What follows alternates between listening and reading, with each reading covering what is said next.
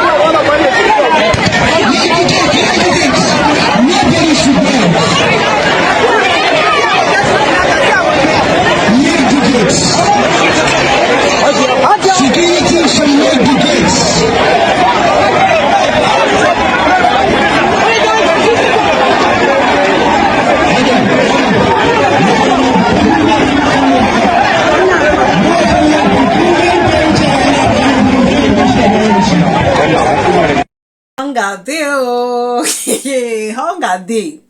So allegedly, this looted whole stuff is supposed to be a relief material for distribution. Now, how the people got hold of it is what we don't know, but this video has really gone viral.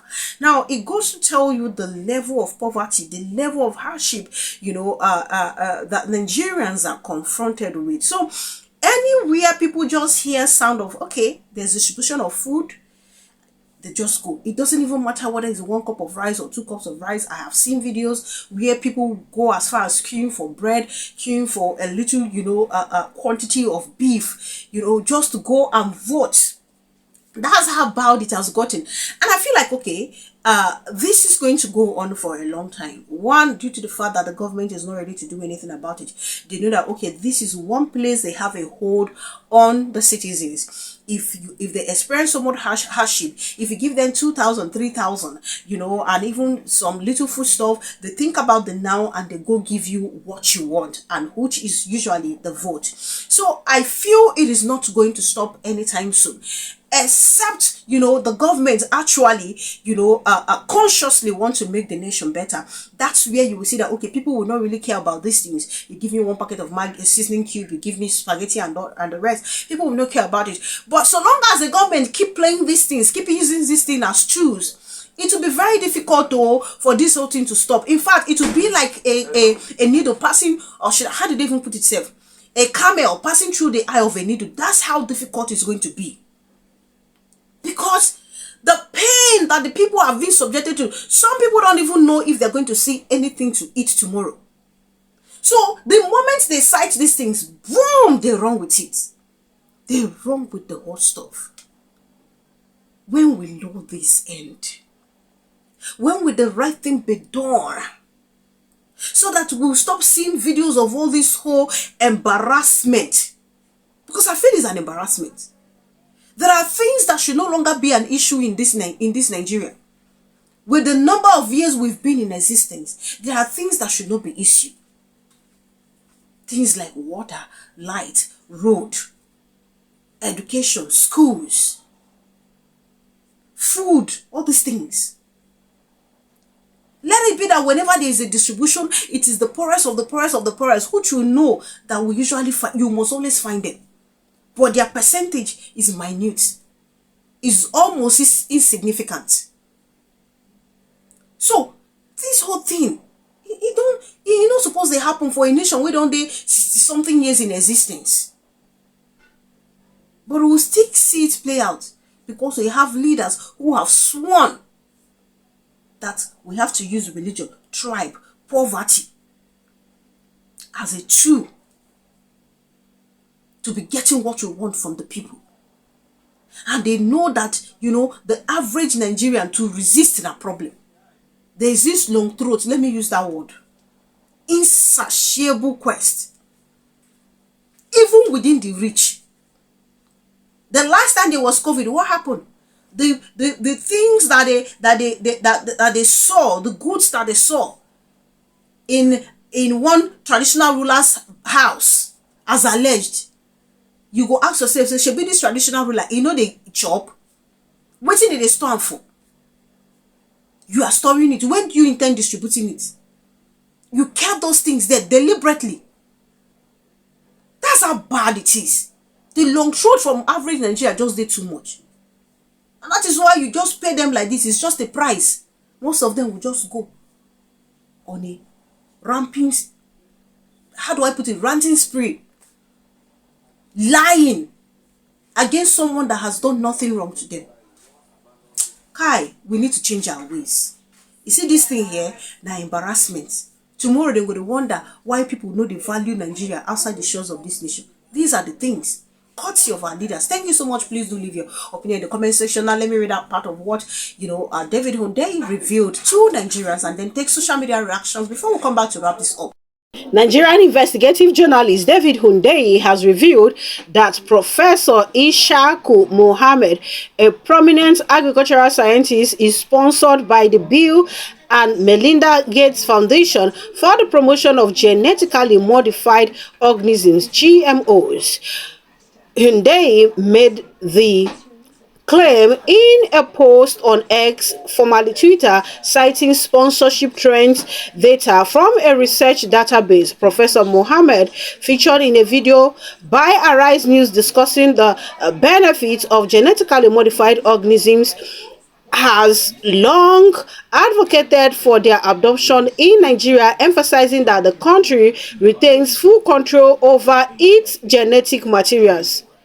Hundeyi's post raises questions about a potential conflict of interest, given that the Gates Foundation is a major proponent of GMO technology, which could influence Mohammed's stance.